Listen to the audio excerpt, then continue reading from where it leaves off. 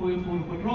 ಇದೆಲ್ಲದರ ಪರಿಣಾಮ ವಿಶಾಲ ಕರ್ನಾಟಕ ಮುಂದೆ ಏನಾಯಿತು, ಕರ್ನಾಟಕಗಳು ಸೇರ್ಕೊಂಡು ಅದು ವಿಶಾಲ ಮೈಸೂರು ಅನ್ನತಕ್ಕಂಥ ಹೆಸರಿನಲ್ಲಿ ಇತ್ತು. ಅನಂತರ ದೇವರಾಜ ಅರಸು ಮುಖ್ಯಮಂತ್ರಿ ಆಗಿದ್ದಂತಹ ಸಂದರ್ಭದಲ್ಲಿ ಮೈಸೂರು ರಾಜ್ಯ ಅನ್ನತಕ್ಕಂಥದ್ದನ್ನು ತಂದು ಅದಕ್ಕೆ ಕರ್ನಾಟಕ ಅಂತ ಹೆಸರನ್ನ ಕೊಟ್ಟರು. ಹೀಗಾಗಿ ನಾವು ಕರ್ನಾಟಕ ಏಕೀಕರಣಗೊಂಡ ನಂತರ 73ರಲ್ಲಿ ಕರ್ನಾಟಕ ರಾಜ್ಯ ಅಸ್ತಿತ್ವಕ್ಕೆ ಬಂತು. ಅದಾದ 50 ವರ್ಷಗಳನ್ನು ಈಗ ನಾವು ಕಳೆದಿದ್ದೀವಿ. ಆದರೆ ನಾವು ಸಂತೋಷ ಪಡತಕ್ಕಂಥ ಸ್ಥಿತಿನಲ್ಲಿ ಇಲ್ಲ. ಯಾವ ಕಾರಣಕ್ಕೆ ಏಕೀಕರಣದ ಹೋರಾಟ ಪ್ರಾರಂಭ ಆಯಿತೋ ಈಗಾಗಲೇ ಏಕೀಕರಣಕ್ಕೆ ವಿರುದ್ಧವಾದ ಧ್ವನಿಗಳು ಬರ್ತಾ ಇದ್ದಾವೆ.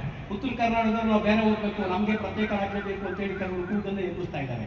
ಕೊಡವರು ಪ್ರತ್ಯೇಕ ಕೊಡವರಾಂಡ್ ಬೇಕು ಅಂತೇಳಿ ಕೂಗನ್ನ ಎಬ್ಬಿಸ್ತಾ ಇದ್ದಾರೆ. ಅಂದರೆ ಮತ್ತೆ ಕರ್ನಾಟಕವನ್ನು ವಿಭಜಿಸುವ ಸಂಚುಗಳು ನಡೀತಾ ಇದ್ದಾವೆ. ಅದಾಗಬಾರ್ದು ಅಂದರೆ ಕನ್ನಡಿಗರು ಸಮಷ್ಟಿ ಪ್ರಜ್ಞೆಯಿಂದ ನಾವು ಒಂದು ಅನ್ನತಕ್ಕಂತಹ ಭಾವನೆಯಲ್ಲಿ ಸಮನ್ವಯ ಭಾವದಿಂದ ಹೋಗ್ಬೇಕು.